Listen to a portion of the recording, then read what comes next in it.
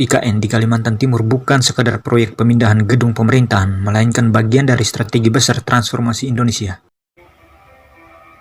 Bukan itu, bukan fisiknya yang ingin kita pindahkan, tetapi yang ingin kita bangun adalah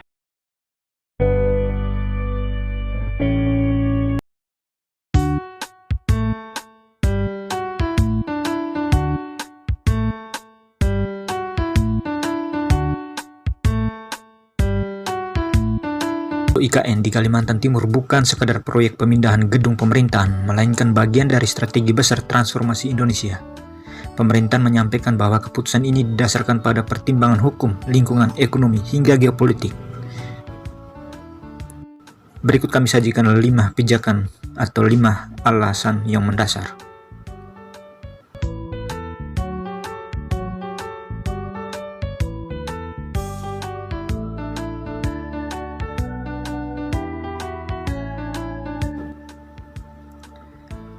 Alasan yang pertama, pijakan hukum.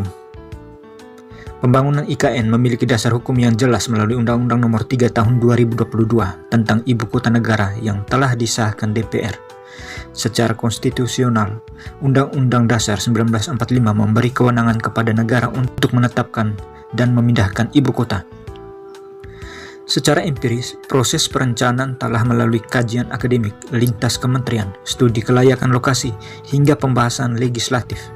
Artinya kebijakan ini bukan keputusan sepihak, melainkan bagian dari proses politik dan hukum nasional. Dari sisi legalitas, pembangunan IKN memiliki legitimasi formal yang kuat sebagai pijakan negara. Alasan yang kedua, beban berat Jakarta. Sebagai ibu kota selama ini, dari 7 dekade, Jakarta menghadapi tekanan multidimensi. Kepadatan penduduk tinggi, kemacetan kronis, banjir tahunan, penurunan muka tanah, hingga kualitas udara yang sering melampaui ambang sehat. Secara data, jutaan kendaraan beroperasi setiap hari di wilayah Jabodetabek, sementara pertumbuhan jalan relatif terbatas. Di beberapa wilayah Jakarta Utara, penurunan tanah tercatat mencapai belasan sentimeter per tahun. Kombinasi faktor ini menunjukkan keterbatasan daya dukung lingkungan kota.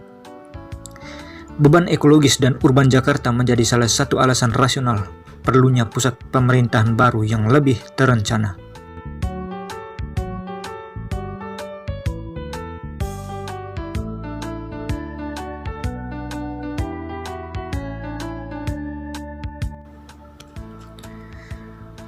Alasan yang ketiga, pemerataan pembangunan.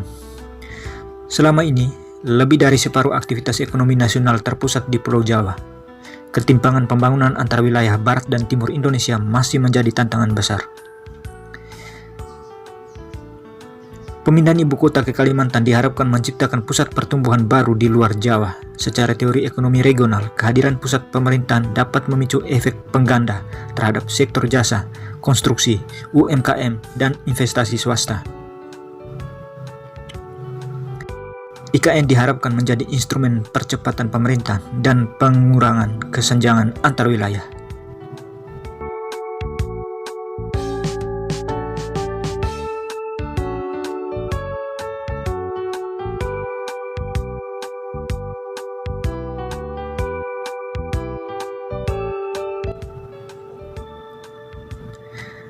Alasan yang keempat, visi kota masa depan. IKN dirancang sebagai kota pintar dan berkelanjutan dengan konsep rendah emisi karbon, transportasi publik terintegrasi, serta pemanfaatan energi terbarukan. Beberapa dengan kota lama yang tumbuh secara organik dan padat, IKN dibangun dengan perencanaan tata ruang sejak awal, termasuk ruang terbuka hijau yang dominan dan sistem pemerintahan berbasis digital. IKN diproyeksikan sebagai model kota masa depan Indonesia yang adaptif terhadap perubahan iklim dan perkembangan teknologi.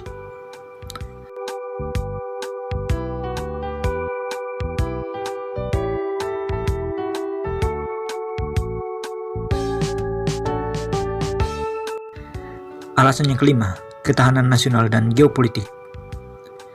Secara geografis, Kalimantan berada relatif di tengah wilayah Indonesia dan dinilai lebih minim risiko gempa besar dibanding beberapa wilayah lain. Dari sudut pandang pertahanan, Posisi ini strategis untuk pemetaan kontrol dan simbol persatuan nasional. Selain itu, pembangunan ibu kota baru dapat memperkuat posisi Indonesia dalam dinamika geopolitik kawasan Asia Pasifik, sekaligus menunjukkan kesiapan Indonesia memasuki era baru pembangunan nasional. Faktor keamanan, stabilitas, dan posisi strategis turut menjadi pertimbangan penting dalam kebijakan ini.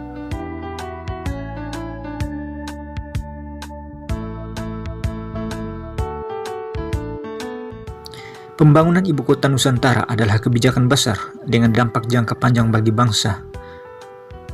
Ada yang mendukung, ada pula yang mengkritisi. Yang jelas, keputusan ini akan menjadi bagian dari sejarah perjalanan Indonesia. Bagaimana menurut Anda? Apakah IKN akan menjawab tantangan bangsa atau justru menghadirkan tantangan baru? Tulis pendapat Anda di kolom komentar.